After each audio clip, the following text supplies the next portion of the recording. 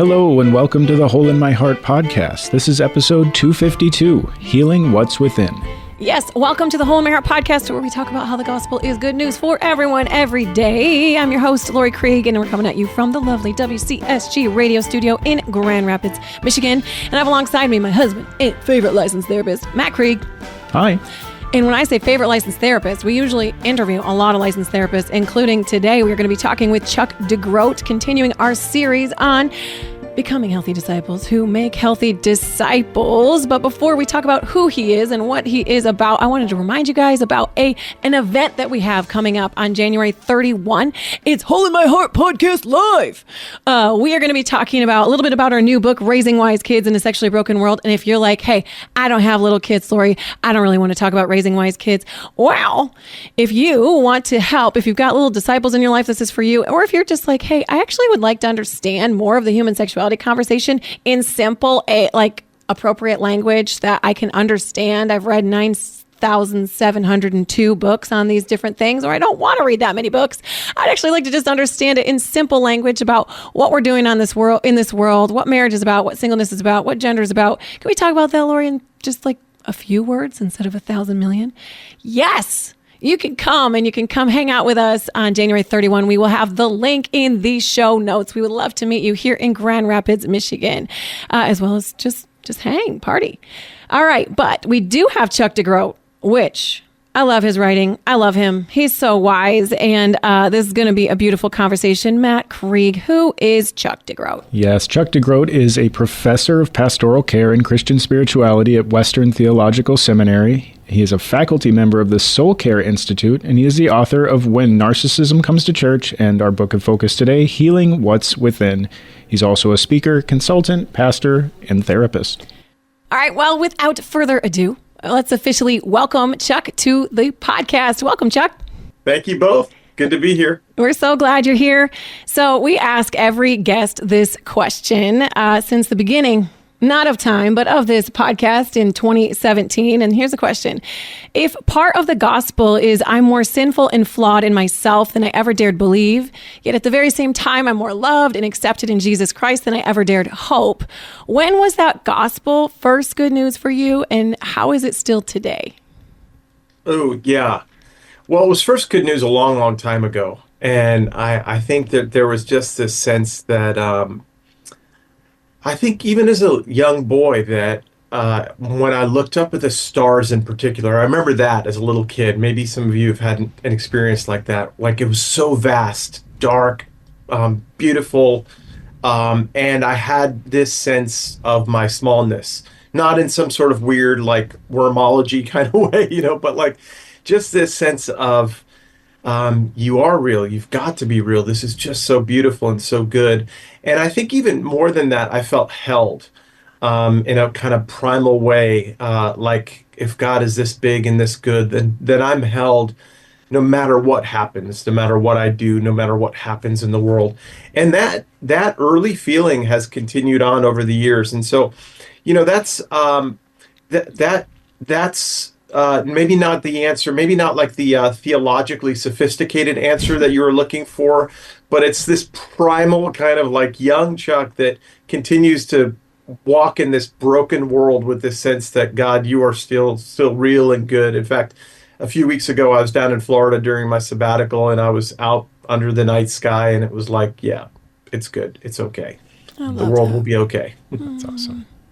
So, Chuck, we are here talking about your book, your new book, Healing What's Within, which I'm glad you have over your shoulder there, because I completely forgot to bring it. It's on my desk at work.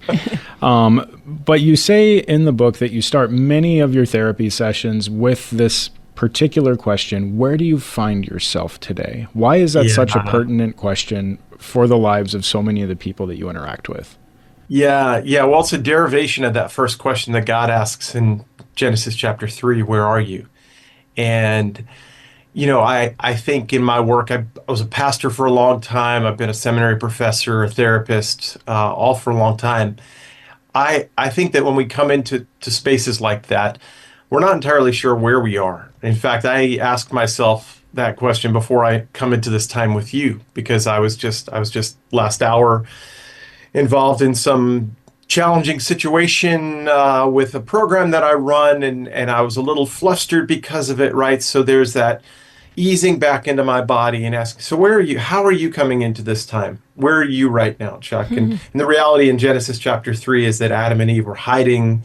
They were in a posture of self-protection, and I spend quite a bit of time hiding and in a posture of self-protection too in my life in various ways, right? And so I think it's just an invitation to come into the room, to be in our bodies, to be before one another in a way that's transparent, authentic, real, not hidden, and just an invitation to show up. I love hearing that authentic self-reflection that you're saying, because there is kind of this, let's just call it a lie, that as you mature more in Christ, it's like the more put together you are.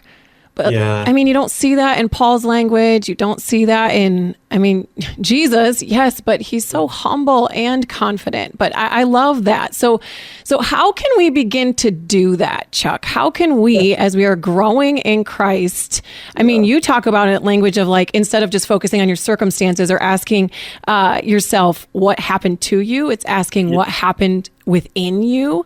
So can you help us make that humble and yet, is it still maturing shift? Yeah, well, I know back in the day, even as a young pastor, it was helpful for me to read folks from church history, Spurgeon's Depression, right? Yeah. I used to read those letters and think to myself, if he was a pastor that people seemed to like and had some impact or influence, and I think a third of the time couldn't preach on Sunday morning because he was too overwhelmed, depressed, then there's room in this world for me too.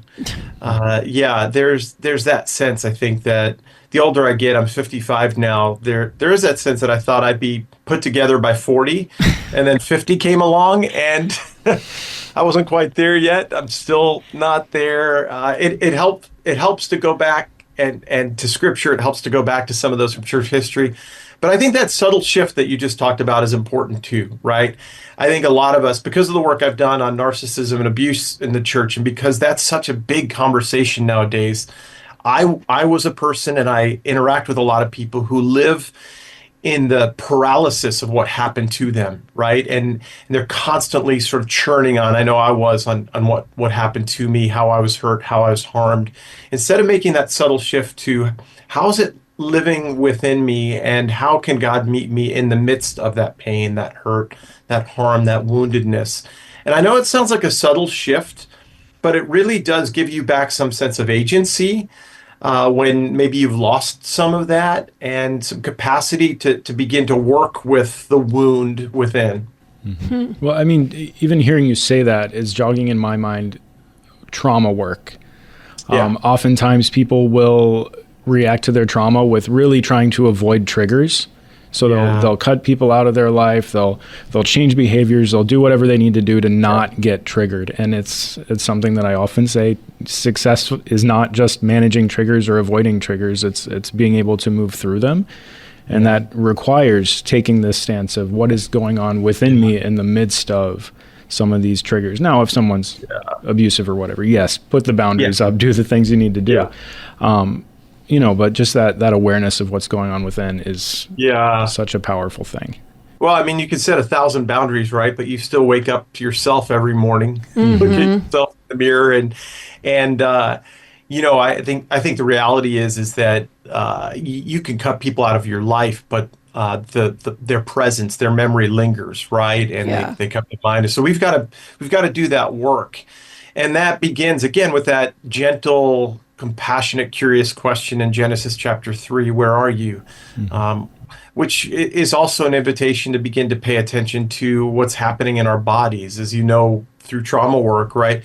Our bodies are implicated in this. Our bodies, our emotions, our thoughts. I talk about it as an inner dashboard that we have to pay attention to. And the reality is that so many of us, including me, are pretty cut off from that at times. We're just busy, we're distracted. But when we pay attention, it's like, oh, that does hurt. I didn't realize that, that thing that happened a few years ago, that's still lingering within me, and it's coming out sideways. Can you talk a little bit about polyvagal theory? One of my very best friends who actually works for Matt, she's always talking to me about this because she's like, oh, it totally makes sense, Lori, that you're moving into depression because you've just had so much anxiety. Like, as you're talking about this noticing, can you just even put some of this biological, neurological language to it for people to begin to have language to notice? Yeah. Well, the reality is our bodies keep the score, right? And although we were made to live, I think when you think about the reality that we were created, think about back to Genesis 1 and 2, that we were created for relationship, to be seen and known for one another, right? For Eden, for shalom, for wholeness. The reality is that we live in a broken world. And God has designed us with bodies that help us cope in a broken world. The reality is that we've got this elaborate nervous system that is constantly, the technical word is neurocepting. It's like an inner radar. It's always checking to see, like, what is there danger here? Are these two safe that I'm talking to right now? Is this going to be okay? Or are they going to confront me on something, right? We're constantly neurocepting. And the wisdom of our body is such that, if this interview were to go sideways, or if I were to get my car, as I'm going to do a little bit later, and start heading to Holland, and a truck starts coming at me, our bodies respond, right? There's this home base in our nervous system. I call it home. This home base of our nervous system, according to polyvagal, which is our ventral vagal system. This is our connection system. And we're made for relationship. We're made for connection. We thrive in safety. But the reality is because we live in a broken world, we've got bodies that will adapt and adjust and survive even in times of danger, right? And so when that truck's coming at me, the hope is that my brain, my body goes into a mode of self-protection, right? And that's your sympathetic nervous system. Polyvagal talks about the sympathetic nervous system. Most of your listeners probably know that as fight or flight, but it's more sophisticated than that too.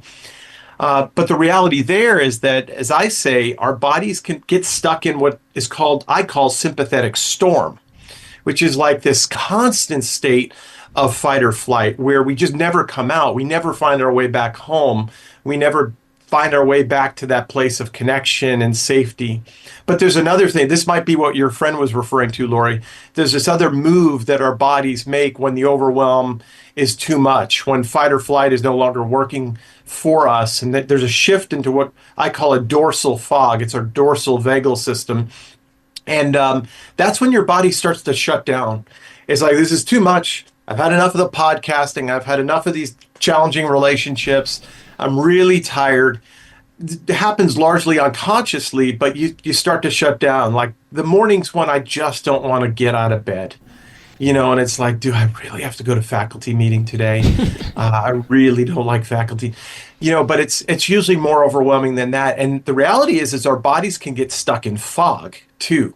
Think about people who get stuck in long-term depressions, or listless, overwhelmed, ashamed, right? And so, but in our body's wisdom, it's our bodies trying to prevent us from further pain. And so we could talk about this a lot longer, but you've got to go on a pretty intentional journey with someone who has some expertise in the body's wisdom to shift back to a place of home. And but that's what our bodies long for, because we were made, because our deepest memory, think about C.S. Lewis, our deepest embodied memory and souled memory is of Eden, is of wholeness, is of goodness and union and communion. Our bodies know, I think, innately what it's like to come home. Mm-hmm. It's so good. Yeah. So I'm kind of going to this. I pulled a quote from your book, page 37. You're talking about the loneliness epidemic. And I'm just going to read it.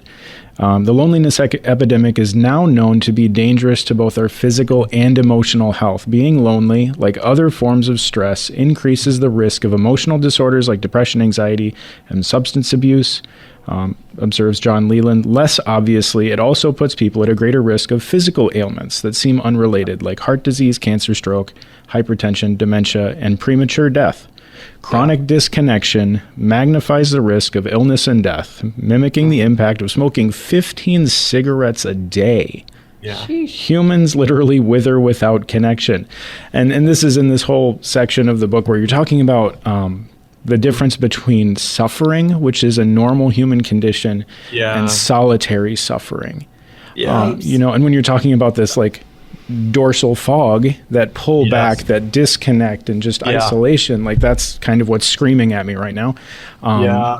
How do we recognize if we're in that state? Yeah, again, we're talking about our bodies, our nervous systems, but we're also talking about theology too, right? We're talking about the reality that we were created in and for connection, Genesis 1 and 2, but we continue to live in what I call these 1,185 chapters between Genesis chapter 3 and Revelation 20 of disconnection, of exile, longing for Jesus to return and make all things new.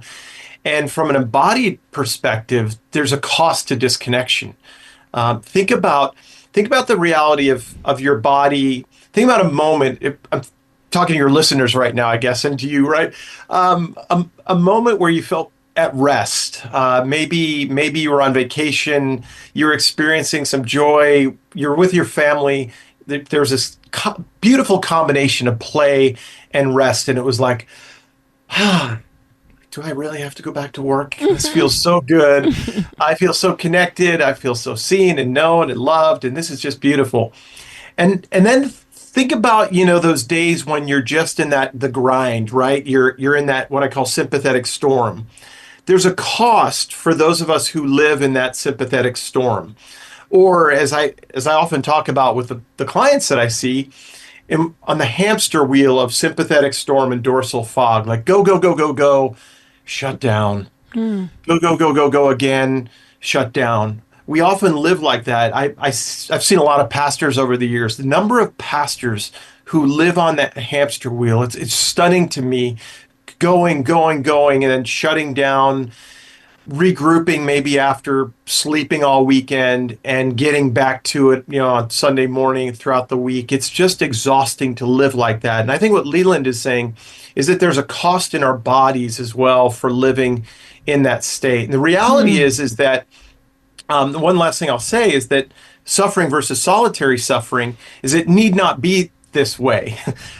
When we experience suffering, when I experienced some spiritual abuse and harm that I experienced back in November of 2003, I went in on my own. I went off and put my head down, and I decided to make it on my own, right? I went into a place of solitary suffering, which led to trauma. The reality is that you have a person who goes through a hurricane, who experiences solitary suffering, and a person who goes through that same hurricane who's taken in by relatives and held. And that person who's taken in, seen, known, held will not experience the trauma that person who goes in on his own experiences. And that's the beauty of connection. Connection can save us from trauma if only we will find our way vulnerably to say, hey, help. Ouch, I'm hurting right now. I'm struggling. I need you. So there is, okay. So, reading your book on narcissism, and for me, I was like, this is so helpful. This gives me compassion for people who are in this state. And also it helped me to put up healthy, good boundaries with people in my life who exhibit such behaviors. There is a bit of a pendulum swing happening where we can label everyone a narcissist. We can name narcissistic behaviors as like, oh, this is chronic narcissism, which for people who really are abusive narcissists, it like negates them. So I'm thinking of what you're saying as this isolated suffering. And I'm seeing this pendulum swing where we're putting boundaries up. And it's kind of like we're walling ourselves in. Can you talk a little bit into that? Yeah. I mean, we can do that with lots of things, right? We can do that with narcissism. We can do that with abuse. Everyone's an abuser. Yep. We can do that with trauma. Yep. It's interesting because, some will go in this direction. They'll say like, well, yeah, of course, we're all narcissists. Look at Genesis chapter 3, and so then no one's a narcissist. Right. And so it's tricky. One of the reasons I wrote the book is to bring some clarity to that, right? And you did. Because I think we do tend to kind of use those diagnoses so freely. I know in certain settings where I've done consulting, they've been disappointed because they called me in hoping that I confirm that their pastor, their leader, their CEO is a narcissist. And I go on and I say, oh, he's not very emotionally intelligent, but he's not diagnosably narcissistic personality disorder. There might be some arrogance, but there's some things to work on. And so I think you're right. There has been a pendulum swing, and I think this is where we need clarity. When we're talking about these things, we're talking about narcissistic personality disorder. We're talking about serious diagnoses, And so there are people in ministry right now who have narcissistic tendencies, who are probably more confident than I am, more inspiring than I am, and yet not diagnosably narcissistic personality disorder. They might need to do a little work, get into some therapy, spiritual direction. And then there are those who are doing harm to others. There are those who are unable to really do the inner work to understand how they impact others, who are diagnosably narcissistic personality disorder. So it's just an invitation to be really careful in this day when we throw around psychological terminology like, whatever the term is, the term du jour, is trauma right now, right? Yeah. So we just need to be careful with the words we use. Well, and because we can boundary ourselves into a corner, and then we end up in this dorsal fog, and we are silently, solitarily suffering, because to live is to encounter suffering. And so I think I feel for, people who have cornered themselves. They put up so many boundaries to the point of now they're truly suffering alone. Yeah, that's right. And so that's where the invitation to do the work is, right? Like I think each and every one of us has to find our way to, what's our particular wound? What's the work that I need to do? And I think the reality is that we can't do it alone either, right? We've got to find someone, a pastor, a mentor, a good friend, a spiritual director, a therapist, to be known by. That's why, in writing Healing with What's Within, Genesis 3 is so important in this sense. God makes the move toward Adam and Eve, toward relationship, back toward relationship. In this moment of profound tragedy, it's God saying, I want to come near you. Now, there are going to be consequences. There are always consequences for the harmful things that we do, right? But you don't have to do it alone. Okay, so it's a little bit like you read my mail, because that is like the whole tough it out, kind of just keep your nose to the grindstone. That is my natural default, and it is a recipe, as you state, for overwhelm and exhaustion. You talk about kind of the antidote to that is almost, you name it, befriending your suffering. And that the act of mourning, which is exceedingly vulnerable, and I hate to do it, is something that invites connection. Can you speak into that? Yeah, well, it's paradoxical, right? A lot of us ignore our suffering, right? We live comfortably numb. We're busy. We come home at night. We drink too much. We binge watch TV shows. We live functionally disconnected from what's happening within us. And that's why it's so profound that Jesus begins the Beatitudes with, blessed are the poor in spirit, the patokos in Greek, those who've come to the end of themselves, and blessed are those who mourn. And the word in the Greek there is literally those who bring the suffering from the inside to the outside, to be known, to be seen, right? And so, wow, talk about, like, what a way to start the Beatitudes. Like, hey, Jesus, we're glad you're here. Thanks for bringing in the kingdom with that good word. You're like, what are you talking about, right? But this is really the beginning of, this is the hope of the gospel, right? This is the beginning of hope, coming to the end of ourselves, recognizing that we can't do it on our own, saying, like, ouch, it hurts. I'm like you. I talk about these things for a living, and then I catch myself in the middle of a sabbatical that I've been on doing it on my own again. And I wonder who do I reach out to? Because I'm the one who helps everyone else. Oh, That's snap. the conversation I've been having with myself over the course of this sabbatical, right? And so, and ChatGPT isn't the answer, by the way. Right. And so, Heard. I think it's like, how do we find our way back to a place of being known by the God who's moving toward us from Genesis 3 on, who longs to know us and see us. And that's a really vulnerable place. Oh, Matt, what are you going to say to that, honey?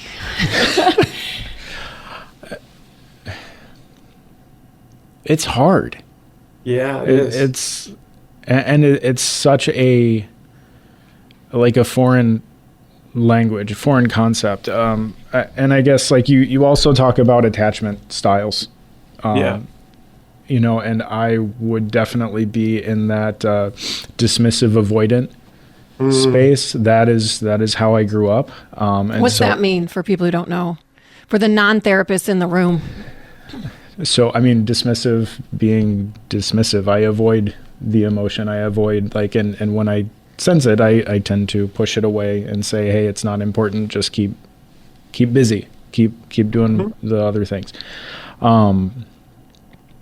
And so I guess for someone like me, for someone with a different attachment style, what's a good first step? I mean, I know like the befriending the suffering, I know like that question of where do you find yourself today? Like beyond that, like, is there a favorite, way for you to just be able to like help people access that emotion in a way that doesn't dismiss it, that doesn't overwhelm, that just keeps them hopefully in that solid home window?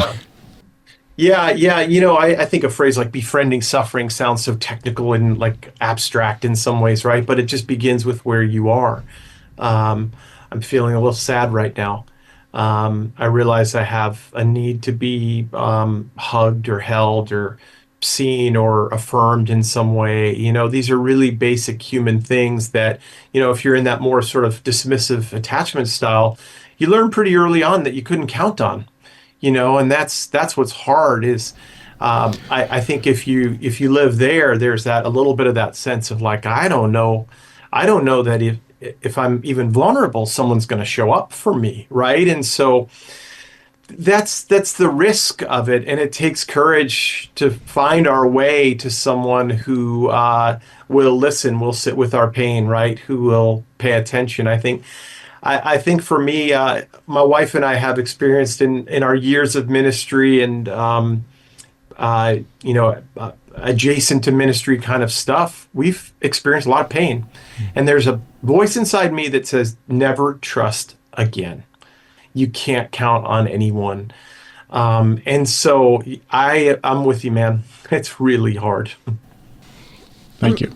I'm going to let Matt feel the feels right now. But right now, you offer us a lot of practices at the end of your chapters. And I'm just curious, is there one, as you're even moving out of sabbatical and you're being honest with this shift back into real work life, what practices are you doing right now to heal what's within you still? Yeah.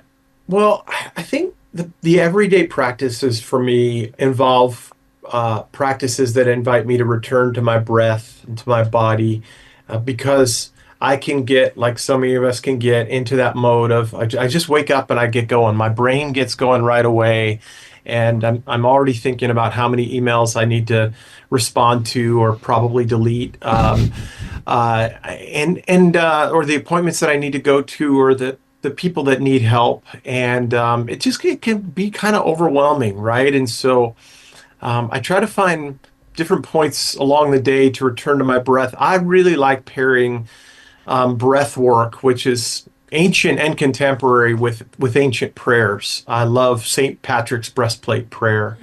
God above me, God below me, God to my left, God to my right, God within me, the old prayer.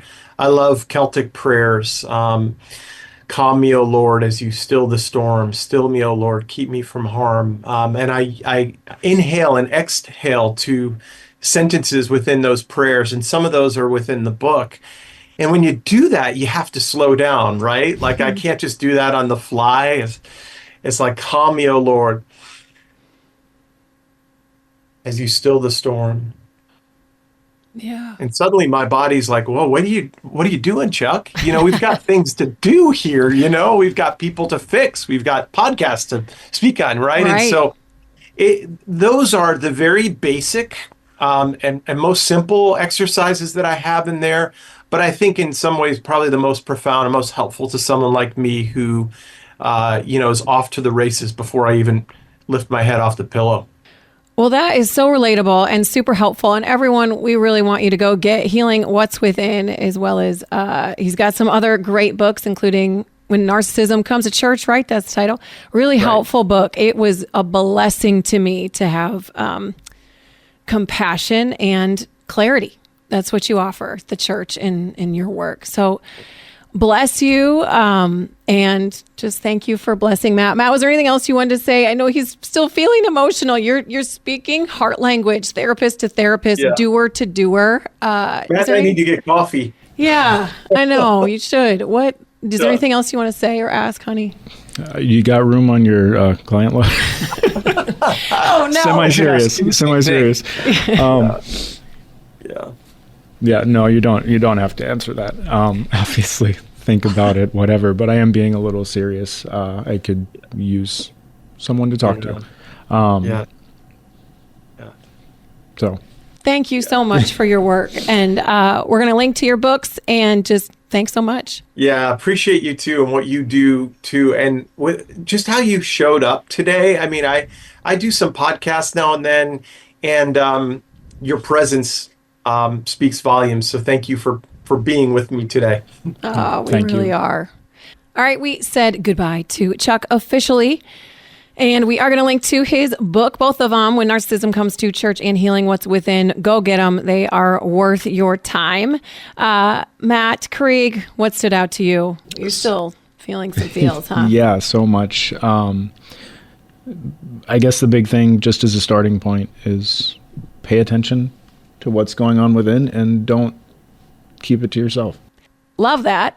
I really liked his explanation of polyvagal theory.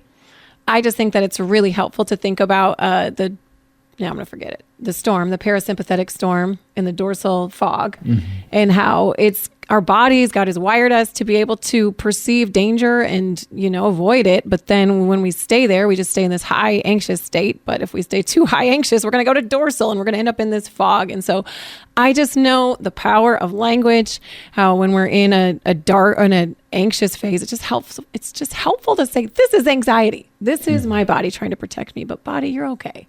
And really look at what's going on inside.